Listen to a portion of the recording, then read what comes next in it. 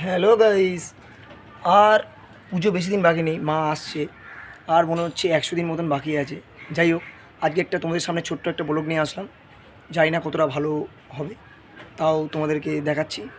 আপনারা ভিডিওটা পুরো দেখুন। দেখতেই পাচ্ছেন মা ওপরে রেডি হচ্ছে, ঠিক আছে। তাছাড়া আরও কিছু রথের কিছু আয়োজন হচ্ছে। আর এটা আমাদের হচ্ছে পাল জেঠু, ঠিক আছে। উনি এই সব শিল্পী, কাজবাজ সব কিছু করে, ঠিক আছে। আর এই যে মা, এখনও মা রেডি হয়নি, আস্তে আস্তে রেডি হচ্ছে।